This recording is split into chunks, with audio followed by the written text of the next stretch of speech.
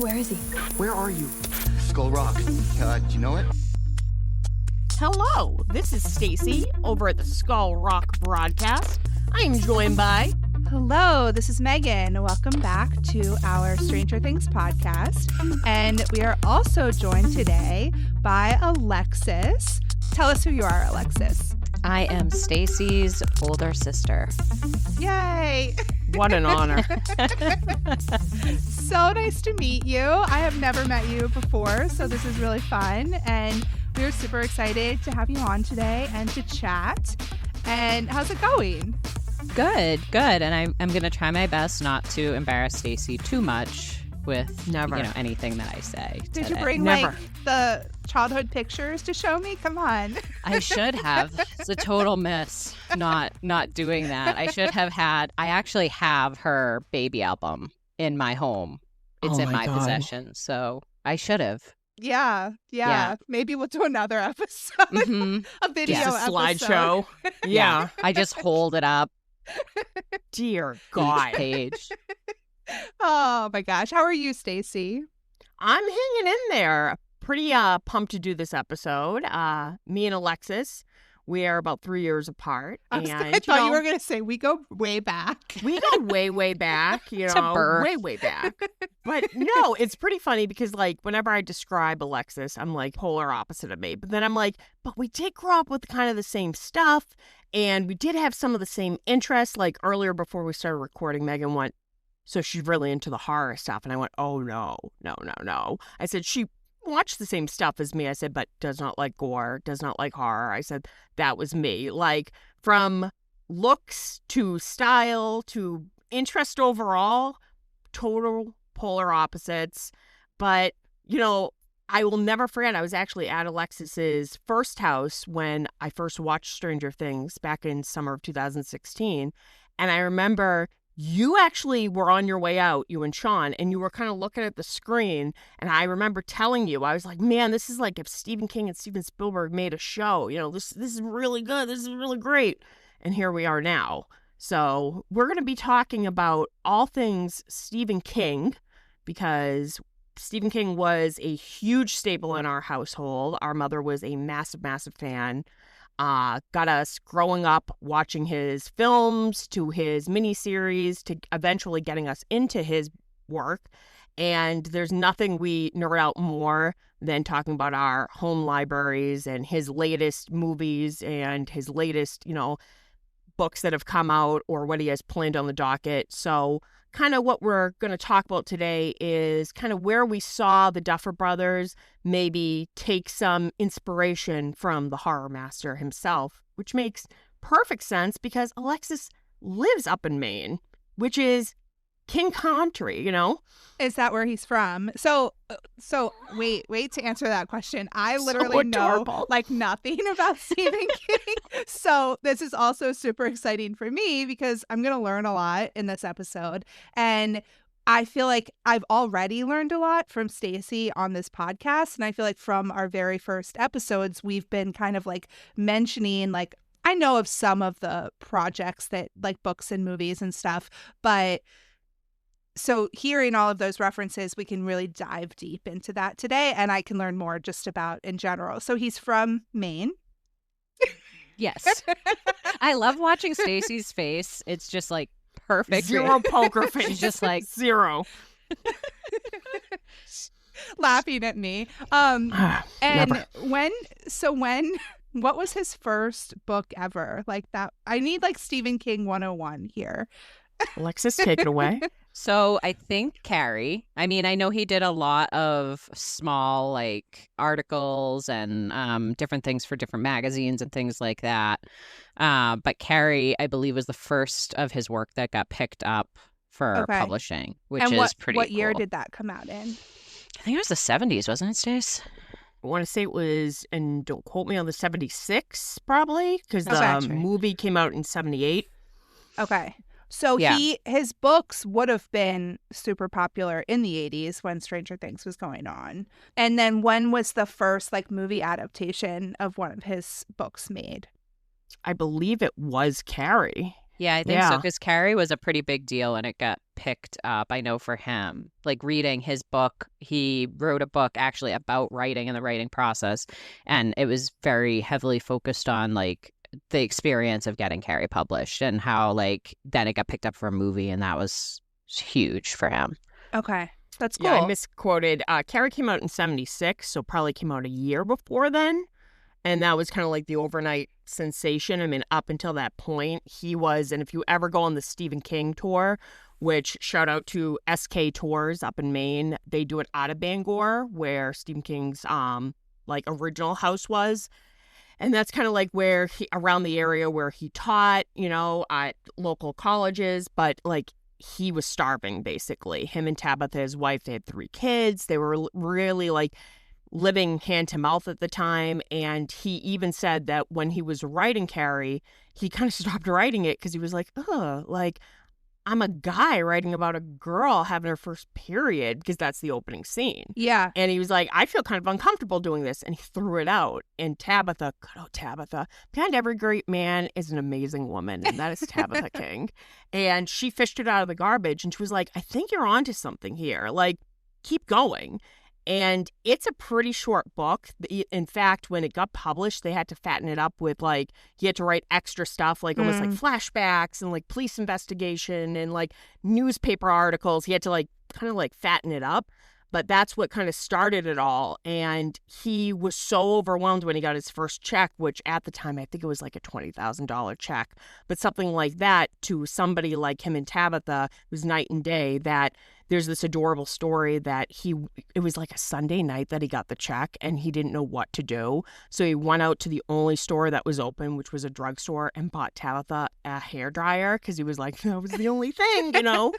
And he talked about how being able to write that, it opened up doors for him, but he always stayed very local, very humble.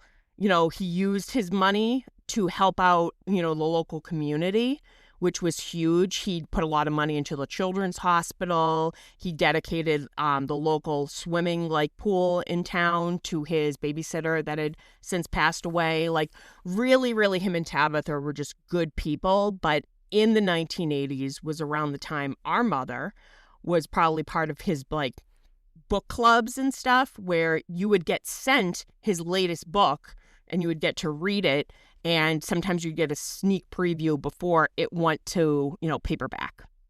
Cool. Yeah. So I guess, Alexis, that would be how you became a Stephen King fan, through your mom being a Stephen King fan. So can you tell me a little bit about that?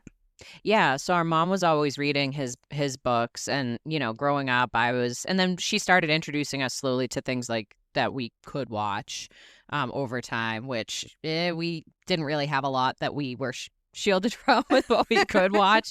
In hindsight, I'm like, I don't know if we should have been watching that at that Explains age. a lot. You know. It does. It really does. So I remember asking her, I was probably 12-ish, maybe 13, like a preteen teen. And I remember asking her and saying I wanted to start reading his books. And that, though, I know she was very hesitant on. She was like, I don't know that that's a great idea, because there's a difference to at least how his work used to come out in like a movie or a miniseries or something. There was, you know, it was always not watered down, but it was never as frightening as the books were. Like, it really, there is a huge difference, at least I've seen. Now that they're remaking them, they're striking different chords. But she did not want me reading his regular work, so she started she was like, if you want to do this, we're gonna start slow. And she let me read The Girl Who Loved Tom Gordon, which is one of his books about a little girl who gets lost in the woods and loves the baseball player on the Red Sox, Tom Gordon, because Stephen King is a huge Red Sox fan. And that was not really scary, but scary enough to kind of ease me into it. And then she let me read The Eyes of the Dragon. And that even was like she was like, I don't know, you know, if you can't handle this, you may need to put this down. So, and I don't know if Stacey's experience was the same with that, but she definitely was like, I don't want you reading the really scary stuff yet. And, you know, he's also a pretty graphic writer. So you had to be ready for that, I think, from a maturity level. Yeah. Yeah. Because I mean, I know watching something, like, you can close your eyes, you can kind of tune it out a little bit. Like, reading is a lot more of an immersive experience. And I feel like maybe not for everybody, but I definitely experience things more deeply when I'm reading. So I can definitely see that it would be a lot to go into some of those like really dark themes and dark books at a young age. So it's cool that she was able to kind of like ease you into it and let you share in that thing that you knew that she really enjoyed, but also kind of like keep you sort of from going too far. And it was, yeah. So what was the first thing that you ever read, Stacey? Yeah, my experience was a little different. Always. You know, that second go around with the second kid.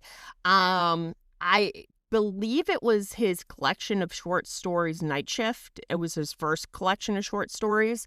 She let me read that. And then I remember I was like, well, I want to read Pet Sematary.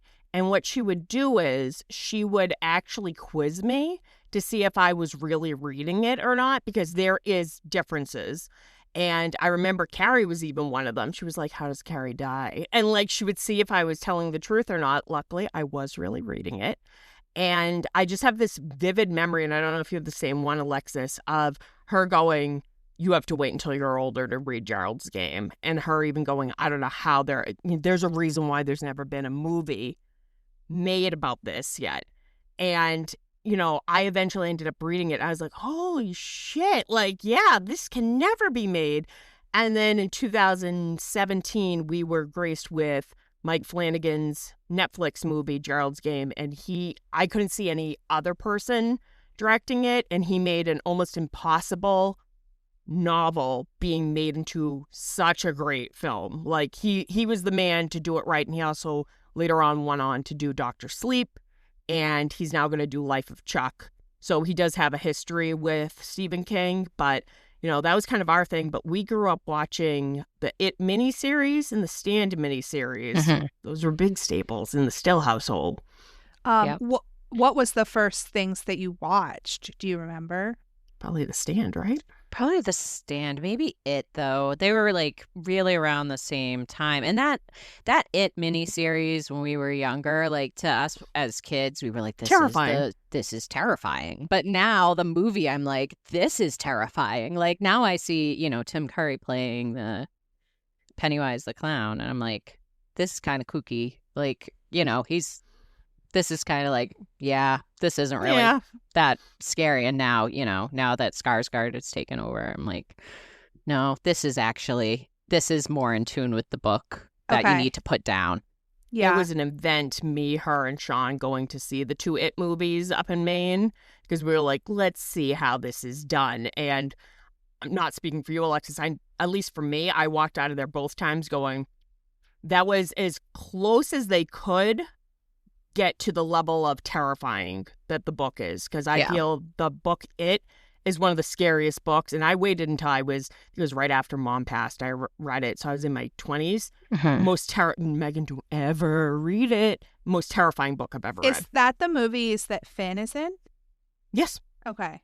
Yeah, I feel like I've like had the desire to maybe watch the movies, but I don't think I can handle it. If you don't like scare, no, it's like nightmare fuel and not.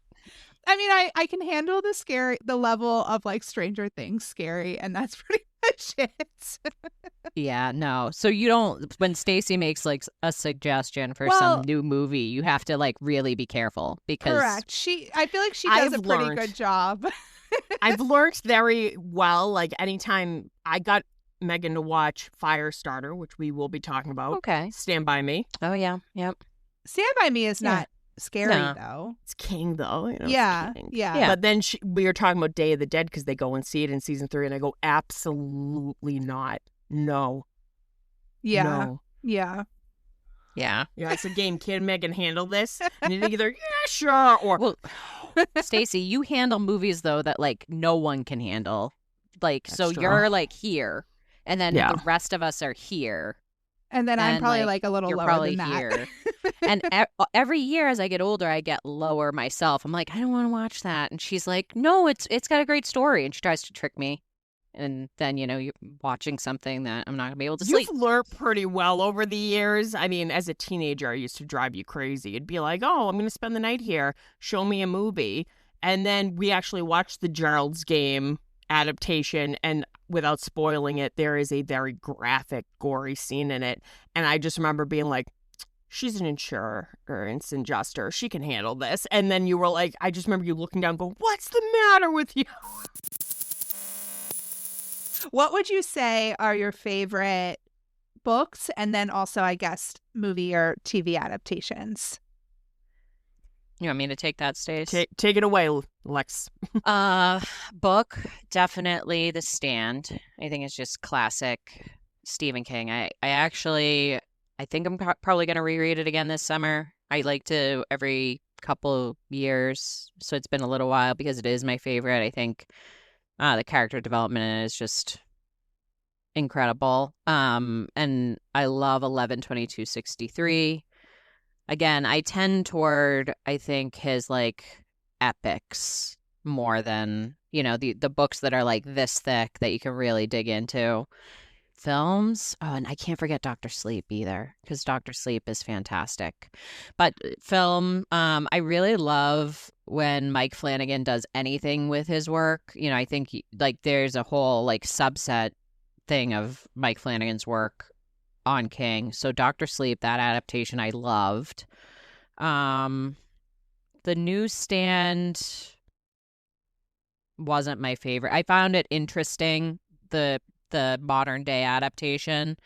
Yeah. And probably, I mean, I like the new It movies. Like the original will always have a place in my heart, but I feel like the new ones stay as true to the book as they could have, aside from being set in a different decade. So are you excited for Welcome to Derry? I am hesitantly. I'm always hesitant now when something new of his is like brought to the screen, because I'm like, I'm gonna have done this right, because I've seen a couple of things get really screwed up. Nothing will tear your heart out more than seeing a bad adaptation of his work, because you're like, you could have had the whole world, babe, and you played yourself. But I agree. Like Megan, I honestly think you could handle The Stand, and I think you could handle 11/22/63, especially 11/22. Lexus was the one, she let me borrow her copy of it, and it's just about a man who goes back in time to stop the JFK assassination. And it's so heartbreaking, but so well done, and it's definitely a favorite of mine. I love the classics, but I have to say I do enjoy The Stand. I've probably only read it. I've read the uncut once, and then the like full version one, the unedited one, maybe twice, and it's an undertaking. It's like, it's what, 2K for pages? Yeah, it's multiple thousands of pages. It takes time, and I'm somebody who reads, like, I'm always reading, so I'm pretty quick reading, and it takes time to get through it, but it's so worth it, because to Stacey, it's not a scary book. Like, the concept is scary. What, Especially like after world-ending plague, yeah. But it's not, and like, but the good versus evil of it and all of that isn't like this in like your monster face, like scary. It's really just like, what if the devil were walking the earth because something so terrible had been released that he was basically pitting people against one another. So yeah, I love The Stand. Yeah, it's so good. And like, yes, the original 94 miniseries, like, has it aged well? Not really. Like, some of the computer effects look like shit. I hate to say it, but it was at the time the biggest production ever. Like, I think they had over like 3,000 extras in it, and they had cameos by like huge hitters. And King was heavily involved. He even acted in it, and it was shot all over the country, which was amazing. But we grew up watching it all the time, and it was really, really good. That's why I kind of like, the new version was okay, but my heart is where the original is. But I'm also like a fan. I love it, of course. It's terrifying. It was well done. But I really like his books, like what under Bachman. Is that how you say it, Lex? Yeah, I think so. Richard He did Buckman. like he wanted to see, which he kind of almost pulled a Joe Keery. He was like, I don't want to be just known and ride off my name, the success of my name. I want to like see if my other books under a different name would do well. So he published like a handful of them. And he even kept it going at one point. He like killed that author off, and he said that like his widow, only Stephen King would think of this, found like transcripts underneath the stairs of their own house. But he made a book called Desperation and the Regulators, and the Regulators was under Bachman, and Desperation was under him. In which like by then the cat was already out of the bag. Somebody figured it out. And he uses all the same characters, but in different universes. So if there is a brother and sister character, the sister in Desperation might be the oldest. In The Regulator, she's the youngest. It's like subtle little differences, but Regulators I cannot push enough. It's what would happen if an autistic child had the ability to actually alter the universe. So his favorite comic characters and like aliens from a TV show and cowboys from a Western he loves become the villains and like take hostage an entire suburban street in middle America. So like only King would be able to think of this stuff, but definitely that stuff. And, I don't know, Alexis, if you would, agree with me, but I think the Duffers took this page out of King's book. Our mother used to always tell this story that she was reading The Stand for the first time, and a certain character gets killed off, a beloved character. Mhm. And she was so upset she threw the book across the room, and she couldn't pick it up for like a few days. And Stephen King's like on writing, he has this great saying, kill your darlings. Basically make these, well-liked, lovable, like characters you can relate to that you're rooting for. And then if you want an emotional impact, take them from you, the audience, the readers, the viewers. And I feel like the Duffers, at least, they've done this several times, but especially with Eddie Munson, make this character that either you remember somebody like that in high school or you were that person and you're rooting for, and then boom, snatch them away, which, makes me a little nervous for season 5, And but that's just me. Bob Bob. Newby. Who killed Sean Astin? Hello, the Goonies. Alexis, have you read everything that he has written? Or are there No. some things that you haven't read yet? Okay. I still haven't read everything. I was actually, when Stacey asked me to come on, I was like, I wonder how many of his books I've read. Like, I feel like I've read a good amount. And when I was going through his website, because his website has a list of all of his work just under, I don't think his Bachman books are even on the website. I think it's like a separate list, I believe. I didn't see a couple on there, but there are a lot on there that I haven't read, and I was Okay. really surprised. And Stacey and I have different lists of King that we've read. Like, she loves Cujo, like loves the book, and I won't read it. I can't read it. I just won't do it. Yeah. And like, there are big ones that I haven't read, like The Shining too. So that I've read Doctor Sleep. I know The Shining. I've seen Only The Alexis Shining, would but read the sequel.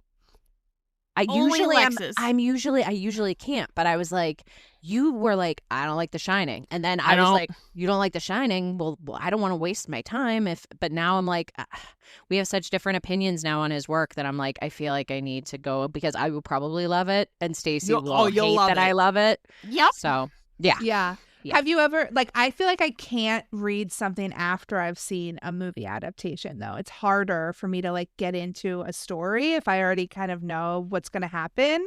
So have you ever done that, like, seen the movie first and then gone and read the book? Yeah, with most of his stuff, I think that's how I've done it because, like, we watched The Stand. I've seen The Shining, and eventually I'll read it. Salem's Lot, that's been remade so many times. We definitely watched that before I ever read the book. Green Mile, I don't know which one came first. I feel like I probably saw it first and then read it. Okay. So, but I feel like again, they can never really get all of his stuff like into the screen because his books are just so detailed and they're so alive that it's really tough to get everything. So I do feel like I'm almost experiencing a whole different story. Like I'm familiar with the characters, but it's a very different story, and some of the way like his scenes and locations and stuff come to life are just so different and out there. Yeah. Yeah. Now, that makes you're sense. a huge Dark Tower fan, which I know I'm yet to get into, but there's like, how many books are there in that series? I think 7, 8. I think 8. Absolutely not. Yeah, I'm a huge Dark Tower nerd. Like, love the Dark Tower. Stacy teased me a little while back when you said that Flanagan had picked up the rights. I don't know if that was accurate or if you've heard anything, but like I would have loved to have seen him do something with it because the film adaptation. I love Matthew McConaughey. I went with her for the promise of free popcorn. But I love the Dark Tower so much, and those characters are so beloved to me. And they tried to cram, I think it's 8 books. They tried to cram 8 books into one movie instead of like staggering. And I was like, I don't think I've ever been so disappointed with a mess. I was like, it's ruined. And then I had to reread the whole series because I was like, Cleanser palette. yeah, I just got to go back because this is, yeah. So. I do sometimes feel like I need to do that with Game of Thrones. If he ever finishes the series, I need to like reread it from the beginning because he needs to actually write the final books to like fix that ending that they did with the show. Yep. Yeah.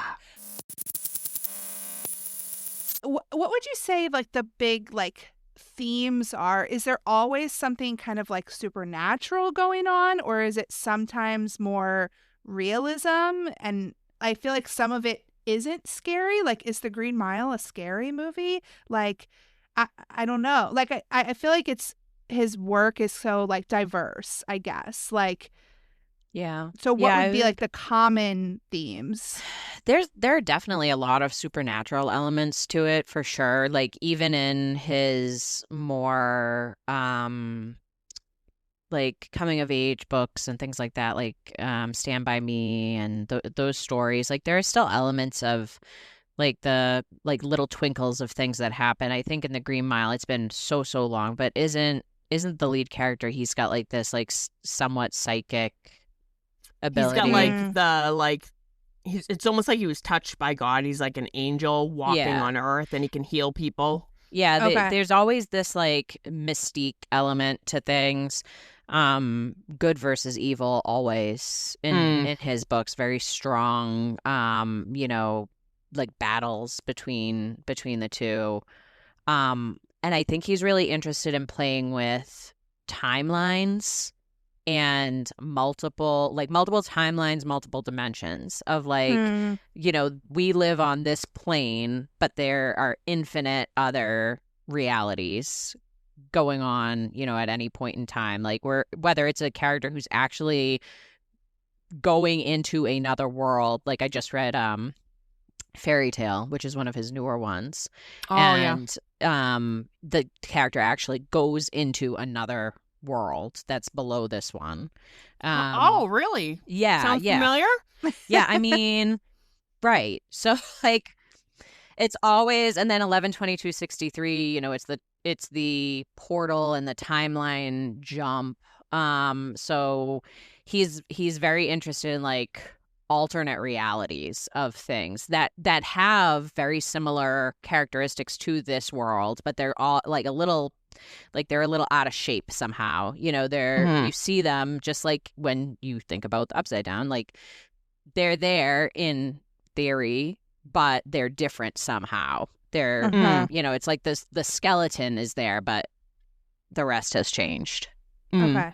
That's cool. That makes sense. That's good to know. Wow. And I think Stacey said you haven't read The Talisman, which I know he co-wrote that with another author. But that one had a little bit more of like fantasy, I think, to it.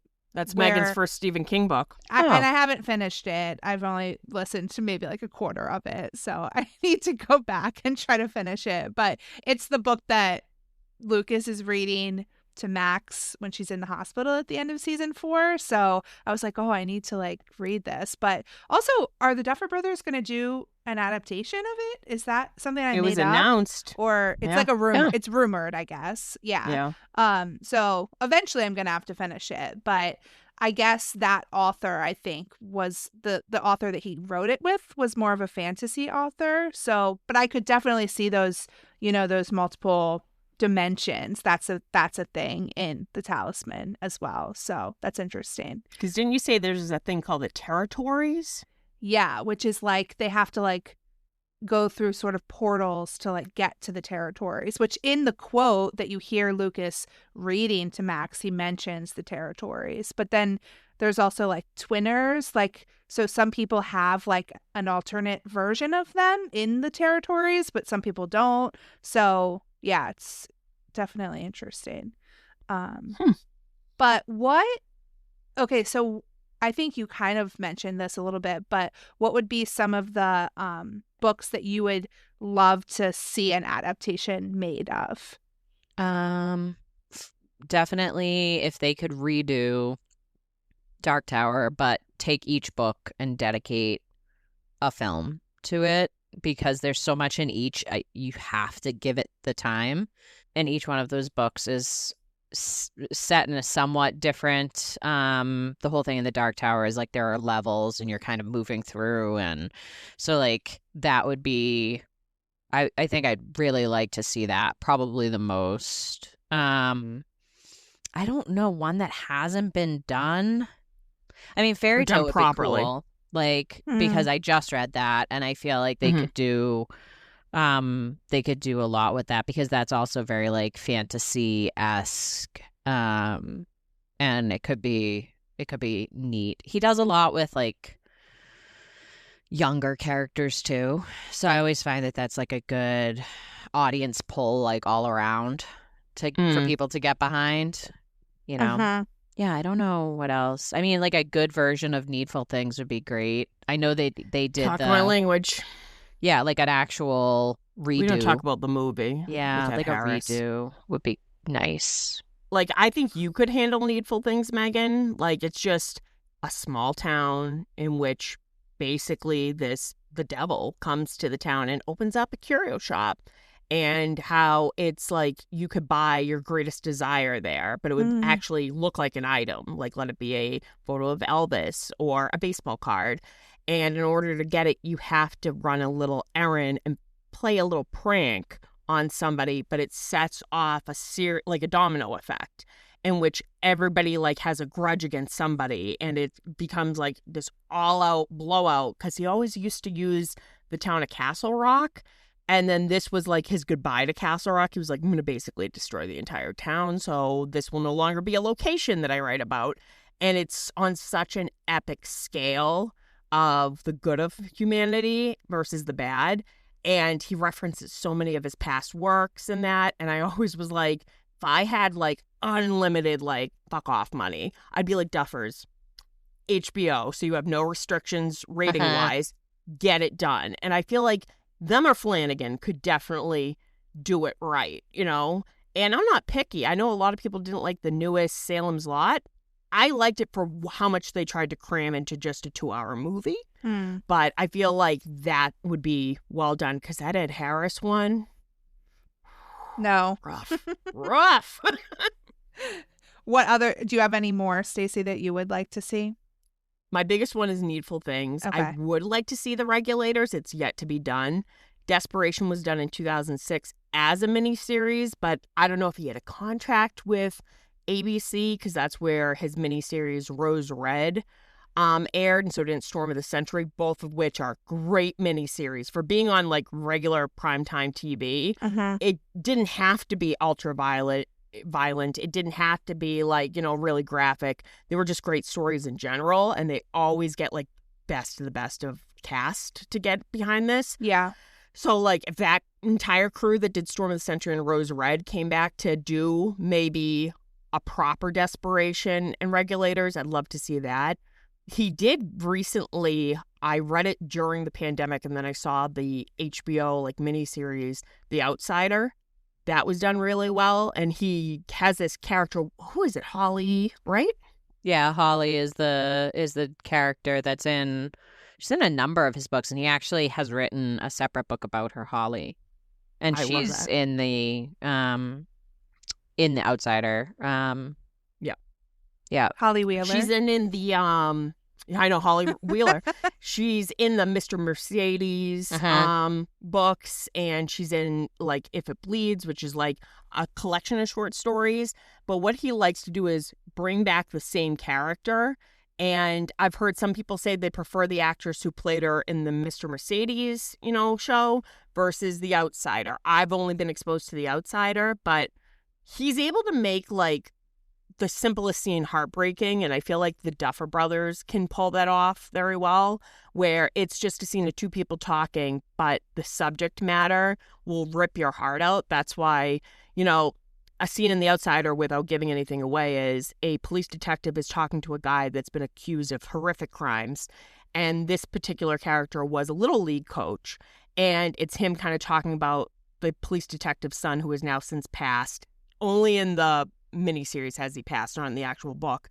And it's just such a simple, monologue, but it's so well done. It reminds me of David Harbour's monologue, talking about how he thinks he might be cursed. And it's just an actor spitting out some lines, but both with the writer and the actor, it makes you go oh my God, my heart just got ripped out. What the fuck? Yeah. That's funny with the name thing, because I do feel like you've mentioned like a bunch of names that are in Stranger Things that it seems like they kind of borrowed or they were inspired by like other things, like maybe Stephen King's work, for like pulling those names in. So it's funny. Speaking of Stranger Things, let's talk about that for a little bit. So Alexis, when did you start watching Stranger Things? That was when Stacy was on me for a while, because it takes me a lot to like get into a show, because I don't have a lot of time to watch things on my own. So I have to not only want to watch it myself, but I have to get my husband on board to watch, because our TV time is so limited that we're like buying over a couple hours. So Stace, that was probably, we were already living in Maine. So what, like maybe 2020. I'd say 2022 when season 4. Yeah, it was right before the last season had been released that we finished, that we had finished and caught up. And then I think we were only waiting a short time before the season came out. And then the latest season came out, and we just so happened to have COVID, and we were both like, well, I guess we're going to just finish this now. So, yeah, we watched it pretty much all at once. If not like within a few months. Did anything kind of stand out for you when you watched it? Like, did you like it? Like, what did you kind of feel about it? Yeah, I feel like, again, Stacy was like, we've done this thing over our life where we're like, you need to watch this, and then we like make little deals. So I was like, all right, I'll do it. And immediately I was like, the first episode felt very nostalgic to me for something that I wasn't, that I didn't even know I was like. I was like, I haven't watched this show before. How do I feel this nostalgia? But then I'm like, it has elements of so many other movies and TV shows and things like that I love from that time, that I was like, oh, this, it's kind of got like an E.T. feel. It kind of has like a Goonies feel. Like it already, so it really pulled me into that first episode with, and such a good cliffhanger of like, what just happened. So that, and I think anything that you do with like coming of age characters, kids that are like up to like they're doing their own little thing in their little group, like that's always interesting to me to see them banding together over time and growing up. So that I really liked. There's a good they're a good mix of characters for you to Mm. follow and Mhm. to get to know and to see them like over the seasons how they're growing up, Yeah. literally, like, you know. Mm. I want to know what the deal was. Like, Stacey, what did you have to watch? Because Alexis finally watched Stranger Wasn't Things. it Game of Thrones during 2020? Yeah, because you said, when did you get your tattoo? Oh, your Game of Thrones tattoo. The end of that summer. Literally, Yeah. Alexis was like, you have to, Stacey. You love an epic. You have to. And I went, you know me, I'm going to Mhm. hyperfixate and then I'm going to get a tattoo based off it. Mhm. And that's exactly what She happened. said when she got it, she was like, I told you this was going to happen. And I was like, I know. But Son of a you're bitch. thankful, though. So I Yeah, am. it's worth And it. what a perfect time to get into it. So when she got into all the seasons and you guys plowed through them, I was like, you guys just got into this at the perfect time, right before Volume 2 dropped, that you guys were able to watch it almost live when it dropped. So Mm. perfect. Yeah. I mean, it took you about 2 years, but you know what? The deal was struck. We follow through. Yeah. It's all that matters. Yep, exactly. I love that. And I love how so many people can feel nostalgic like watching Stranger Things, and like you said, you're not even like sure why you feel nostalgic for it. Like, and I haven't even seen like, well, I hated ET as a kid, so I really didn't connect it to that. I had like seen the Goonies, but like maybe once. But so we did the summer episode, right, Stacey? And one of my movies that I picked, I was like, oh, it all makes sense now, because I was nostalgic because I loved Now and Then. And I was like, oh, Great. like Yeah. this is like so similar to that kind of vibe. So Mhm. yeah, it's really funny. Which Megan you had never recently- seen. Had Megan you ever, recently. Oh, I grew up with Now and Then because Okay. this one Which loved it so one- much. which one of gosh. my movies did you Babysitters Club. Oh. We listed very opposite lists, as you can tell, but I was proud of Megan. Megan actually had watched The Lost Boys for the first time a few years back. Ooh. Yeah. And that's a scary one. Yeah, it's pretty scary. I feel like I could handle it though. It It's because wasn't too everyone was so bad. pretty in it. Yeah, I mean, I just was like attracted to all of them. So A lot of glam. A lot of Yeah. A lot of glam. glam. yeah. Who would you say is your favorite character from the show, or characters? It's gonna really, it always pisses Stacey off so much that I like Nancy. I like Nancy too. She knows that I like Nancy. Sandwiched between two of the same people. She's really, though, she's interesting. You don't, the way she starts off, you don't picture her being how she is now. Yeah. So I always like that. I like the evolution of a character. Yeah, her Mm. character development does not get enough like attention because it is really great. And I think so I rewatched, like I got really obsessed with the show after season 4 and like rewatched everything, and I was like, all about Steve at that point. But like the first time I watched the first 3 seasons, like I was more like involved, like more invested in probably like Nancy's storyline and like that like part of things, and the kids too, but like I felt like I connected the most with Nancy. I think we're both older sister, like I'm the oldest sister too, so like you and I, Alexis, have that, but also Nancy, like that kind of like Stacey's so disturbed. she's rolling her eyes at us. Yep. But, Seen that yeah, face I many get it. times. Many times. Mhm. Yeah, valid. I like Nancy too. Do you want to ask a question, Stacey? I've been asking all the questions. No, you've been doing a great job. Now She's like, do I? Yeah. Do I have questions? You can ask the next question. Do you have a favorite season? I mean, I really liked the last one. I feel like it was the most, like they all had a lot going on and a lot of like action and things happening.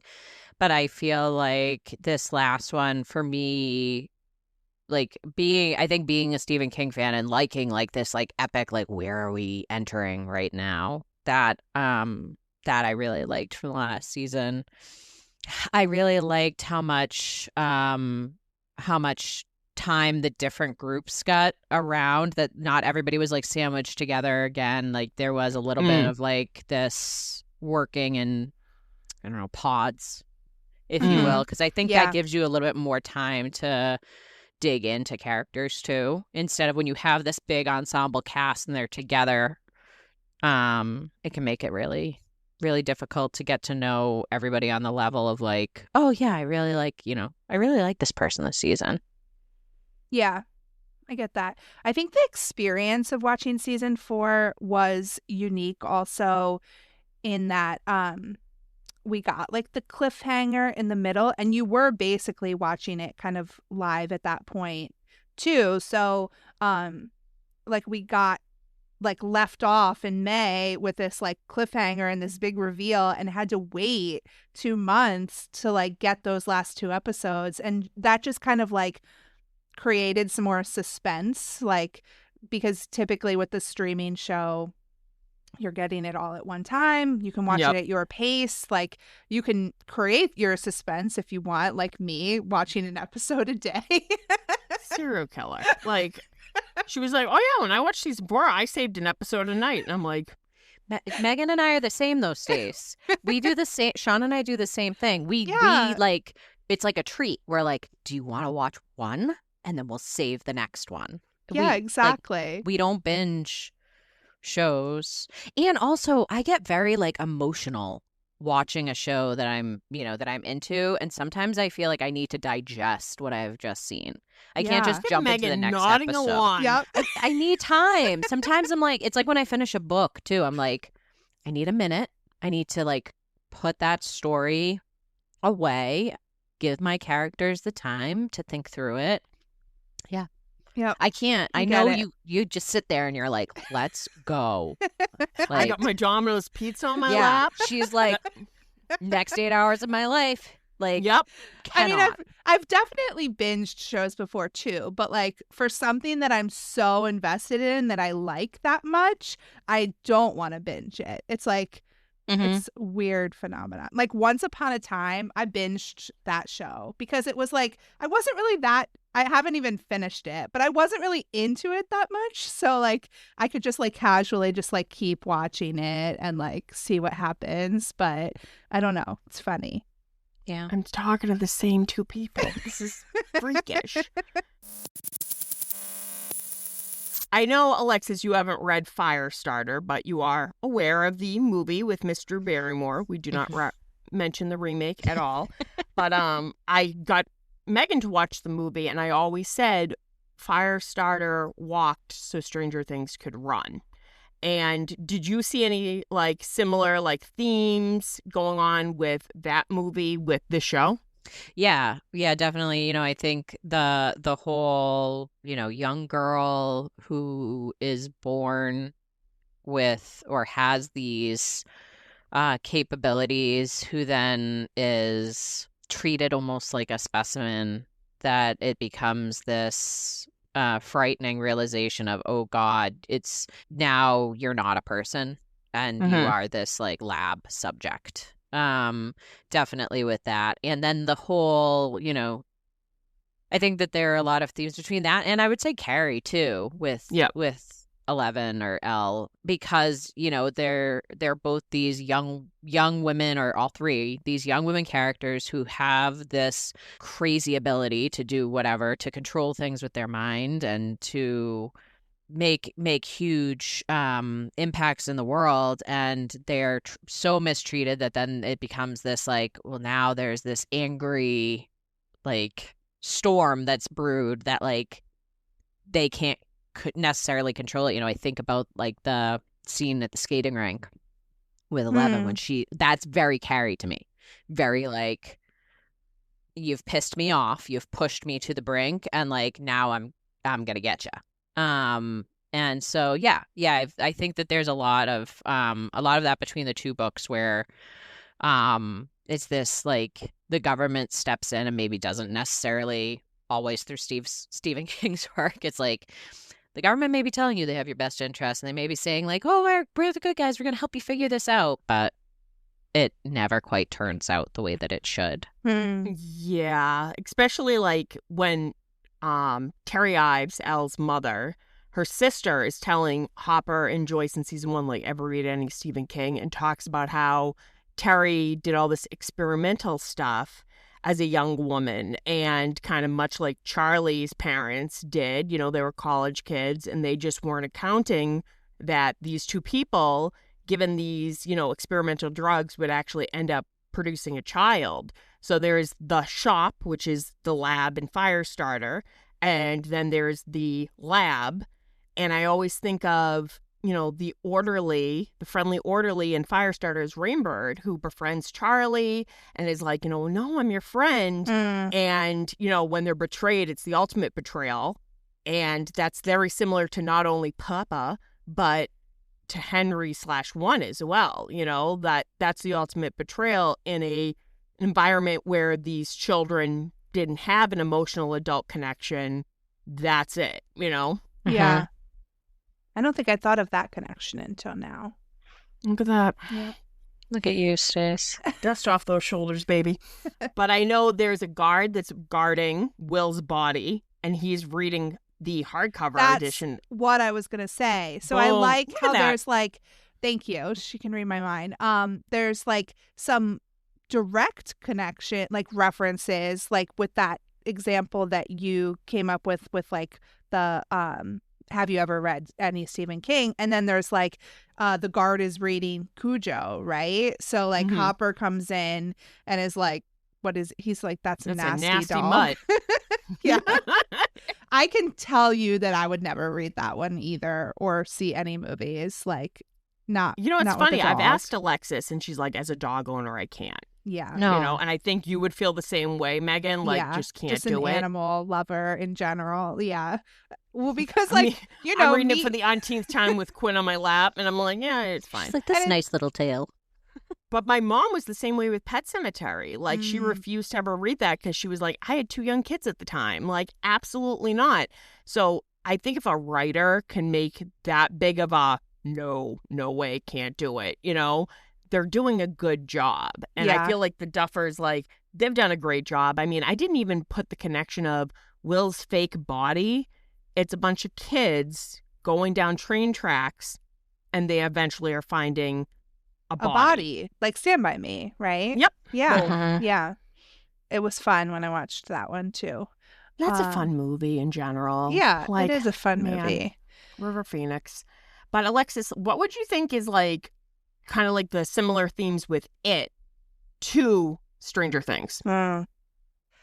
I mean, I see a lot of the gang in it, obviously in Stranger Things. You know, I think you see the boys in it are all in love with Bev. You know, I think you have this like one central female character that the boys always end up being like they all have crushes on or whatever. And I think in the beginning, you know, that's obviously Elle, but then Max gets introduced, and like there's also this like, oh, but you know, it's Max, and you know, so I see that, and then you know, the I guess the freedom that they have, and I think you have a lot of that because these things are set in different decades. Of it wasn't odd for kids to be like out riding their bikes, going wherever all over town, you know, to be able to do those things. And then, you know, you always have the stuff with it too of like you have the bullying characters, like the Henry character in that, who very much reminds me of Billy in Stranger Things. That is already a little bit of like that, like seedy character, maybe not the best person, and then something supernatural gets its hooks in them, and it's a very easily manipulated being that's like present on Earth that can do the bidding of what the creature Vecna in Stranger Things, it in or Pennywise in it can't do because they don't have a body. So it's very much like that vehicle in both things. So and I see too, like when you think about some of the characters, like I said with the girls, but like I see a lot of like Mike reminds me a lot of Bill Like, you know, he's that lead, like, of the group. It's kind of like this unspoken, like, leader. Dustin kind of gives me a little bit of, like, the Richie vibe. Like, he's kind of like, they're, like, funny, you know, making jokes and kind of goofy. And, yeah, I see a lot of, like, similarities there. And then some of that, like, strife that's built into it by, like, the single parent thing, too. Yeah. You know, obviously in that you have Bev who's a single parent household who doesn't have the greatest upbringing. You have why am I blanking on it? Eddie. Yeah. Yep. Eddie, who's raised in a single parent household too, which Eddie reminds me a lot of Will in Stranger Things. You know, Yeah. then you have Joyce, you have Hopper, you have all of these, like, they're like little threads between them that I could definitely see a lot of similarities character wise, and then also just storyline wise. Yeah, you're right about, like, even going down to, like, Hopper. Like, usually King loves to write, you know, the police force. Like, there's that one, you know, police officer or sheriff that's, like, battling past demons, like in Needful Things, Pangborn, who's also in the dark half. He loves repeating characters, who has lost his family and is kind of struggling to stay sober and, you know, has to kind of save this town, much like Hopper has to with these, you know, kids. So you're absolutely right about that. I see a lot of, like, mirrored imaging with the Losers Club versus the Stranger Things kids. Yeah. Yeah, and I feel like I like that vibe, and that's why I'm, like, interested in it. But, like, what makes it so scary? Like, I guess without spoiling it. I can't even. I read it like Stacey. I read it as a grown woman. I was like, I'm going to read this. And I distinctly remember I was reading it in a room alone. I wasn't that far in, and I had to close the book, go find my husband, and he was like, I thought you were reading. And I was like, I just need to be in and around someone, because I felt like something was going to, like, come and get me, like, in the room alone. Like, it just, bad. It has the I don't even know how he does it, but, like, the creepiest feeling that he gives you of just this, like, I think because it like infiltrates, like, infiltrates this entire town when it comes back from, and it has this, like, it makes people just really terrible and do really awful things. So it's not like it's just this one creature that you need to be aware of. It's like it has its hooks in Everywhere. everyone and everything, and it like takes storming. form of your biggest fear. Yes. So no thank you. And most of us hate fucking clowns. And there you go. But you're so right about that with it taking over the town, because it makes me think of season 4 Stranger Things, where, like, 2 examples, Jason Carver spreads mass panic throughout the entire town, and you have full-grown adults hunting down this teenager like he's actually the devil himself, and the police have no control over it. And with the Krill house, much like the Marsden house with Salem's Lot, and the house that they go on, I forget the name of the street, the kids go in it, where the werewolf pops out and stuff, like, literally this old dilapidated house that children have no business going into, they go into. Bad news bears all around. Yeah, it's just, and, you know, That makes sense. I love that the kids are the heroes, but then it's also this, like, oh my God, we're relying on, like, these Children, kids, yeah, like, to fix this, because they're the only ones who see what's actually going on. The adults are so, like, busy with life, or maybe you lose a little bit of, like, belief, so you don't see things. But in both stories, it's only the kids can see it for what it is, for what's happening. The adults are, like, in their own little worlds. They're like, oh, that's weird these kids are disappearing. It's weird that, like, stuff's happening across town. This is kind of strange, but all right. And only the children are like, everyone's gone insane. It's up to us. Like, okay. So it's like, I can see that in both too. I know those aren't the only, like, movies, books, whatever, that do that, but definitely between those. Yeah, it's interesting to, like, have a a book written for adults have like children kind of like main characters, because I feel like now that I'm like, I guess I'm an adult. Guess I feel so. like I shouldn't be like, I read a lot of books with a lot of children main characters when I was reading books as a child and teen and whatever, but like now it's like, oh, am I supposed to be reading like books with like not child main characters now because I'm not a child? But like I feel like you said, a lot of Stephen King's, like he has like that's kind of a common theme of like the kids are the ones that are seeing it. And Yeah. I get it with like just everything that adults have to like deal with. Like kids can kind of like have more brain power for like You're too busy going, oh, my student loan payment, and a Exactly. Demogorgon or a clown runs by. So I yeah, have to I get fold it. that laundry. yeah, I know. That's what I was literally doing before we started. What are we recording. eating for dinner? Yeah. Yeah. It's Adulting interesting sucks. too, because I think with Stephen King, like now that I'm thinking about his books, I don't know that it's always kids either. Like it really is it for him. Okay. Stand by Me. Just I a mean, he does few. it. There are a few, and Carrie then there's is definitely like teenagers. Carrie, they're Yeah. teenagers. Yeah. Firestarter, obviously Charlie, Rose Red. There's a girl Yeah. named Annie. He tried. I'm I like, need yeah. 20 more. yeah. I'm like, yeah, no, yeah. Yep. I know I'm really pumped that Frank Darabont, I don't know if I'm butchering his name, he's the director of Shawshank. He's directing a good amount of season 5. And he directed like a bunch of the episodes in the first 2 seasons of The Walking Dead back when it was good. Yeah. So I have really high hopes because that's my all-time favorite. I want to rewatch the first couple seasons of The Walking Dead, but like I don't know where I need to stop. Like, I because I know. never finished it, but like, what's the cutoff? Like, just For me, it was like Negan is introduced, kills a beloved character, then shut it off. yeah. Yeah. I feel like you could probably stop even sooner than that, honestly. But you loved Negan, You so gotta see Negan. Come on. Honestly, though, like the Negan was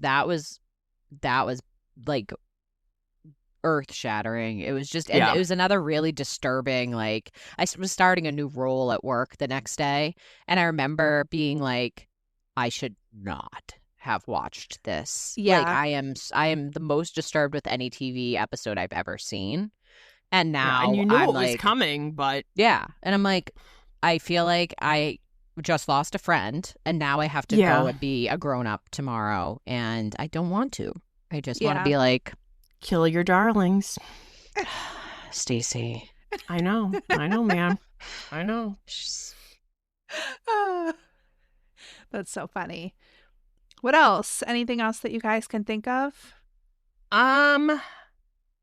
Let's see. I think basically we went over Easter eggs. Of course, the font, the title font. That's Ooh, like yeah. his Viking Publishing. Like, that's Needful Things font.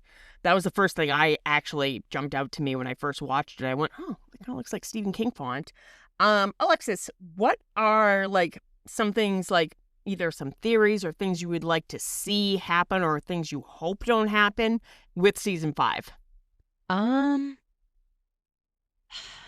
think for me, I would like to see, I know this is a big thing for you too, Stacey, because you love the character, but the Eddie character being gone, I feel like he added a lot to the story. So I hope that they bring him back in some capacity, and stay true to like the fan theories about, and you'll have to forgive me, I forget what the character is that he becomes in the comics. Cass. Stacey's. Yeah, I would like to see that. I definitely want to see more of this backstory of Vecna. I want some of those dots to be connected because I still have questions about things. And I want to see more of this, like, I loved... We call them, I don't know if you've said this on the podcast, Stace, but the Winnebago crew. Like, the Winnebago crew was my favorite thing about like that Winnebago driving around and dropping them off and stuff. Like I loved that. So I would Yeah. like to see more of like that, like them just strategizing and like, let's, you're gonna do this and I'm gonna do this. Sort of thing. That would be fun. I like that it seems like everybody's back together now. The whole like Joyce moving away and not being in the same town, like that to me was really, it took away a little bit for me. I was like, I don't like that they're way over here and not part of what's going on. And I get it. It helped to develop a little bit more for Elle and for, I think, for Joyce's character too and Will, but I just would like to see more all together back in the town. And yeah. Solid. I think we'll get that for sure. Like them all back together. Very season 1 kind of. Yeah, like... because the Duffer said like it's gonna feel like season 1 and season 4 had a baby. If that makes sense. Okay. And they said a lot of the original pairings of season 1 you're gonna see, like the boys, which obviously now they have other people involved, Joyce and Hopper, stuff like that. So hoping that they do stick to that because the chemistry, like off everybody, every grouping worked. But I agree, like out of all the crew, like the Winnebago, the Hawkins gang, those were the ones I was most emotionally invested in. Absolutely. Yeah. Not to take away from Russia or California, but I was like, this is the most unlikely band of misfits, and they basically have to plan out how to save the world again. Yeah. Ooh, can I add something too? Yeah. Always. I want to see more of, to your point, Stacey, like that, like quiet opportunity for Hopper and like the dramatic moments, because I feel like his character lends itself to like being, he brings in the funny because he's like this, like, I'm being a dad, whatever. But I really liked that moment in season 4 for him, and it really like pulled me into his character. So, and I know on a show like that, it's again really tough ensemble cast. You've got a lot going on, so to have a really quiet opportunity for a character is tough. But I really it endeared me so much more to him. Yes, and made me root for him. Going into the battle scene, and like I felt so like pulled in. So I would like to see some more opportunities for him, or for some of the other characters as well. Because I know we've talked about this before, because we're right now doing deep dives on season 3. His character is hilarious in season 3, but you're almost looking at him in a more comedic light than anything. Him screaming at the top of his lungs to Joyce, wearing his Magnum PI shirt. And you're wondering, like, well, where's the guy who, when he found Benny dead, going, Benny was my friend? Or him, talking about Sarah, his daughter. That seemed to get a little lost in the comedic relief of him playing a dad, And then it almost feels like he had to go through Russia to hit rock bottom, to have this like reflection speech where you find out more and more, and you only get little like taste of it, like nods that you assume like he must have served in Vietnam. Oh, okay, this must have happened. He got divorced after his his child died. But seeing him with that speech, that monologue, like chills. And that's why I feel like if it was Hopper from season 3 going into battle, yes, you're emotionally invested in this character, but it just meant so much more because it was almost like he had nothing left to lose in season 4. So I completely agree. Yeah.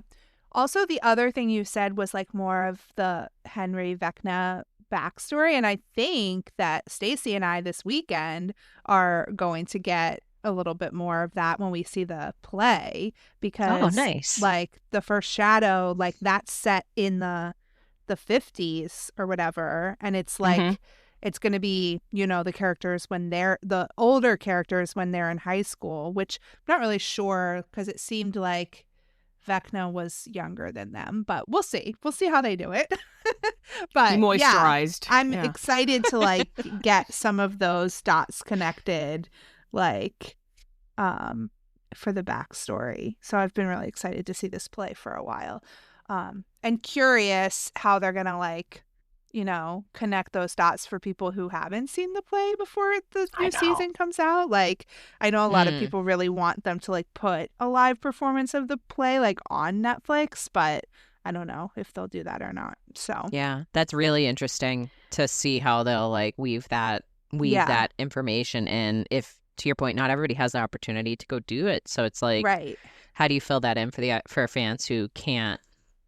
Yeah. So is it going to be like backstory that's intriguing and adds to it, but is not absolutely necessary to understand the story? Like, that's what I'm kind of assuming. All right. Well, this was so fun. This to was a chat about blast. this. Yeah. Yeah. Thanks for having me. I had a great time. I'm glad we could finally make this happen.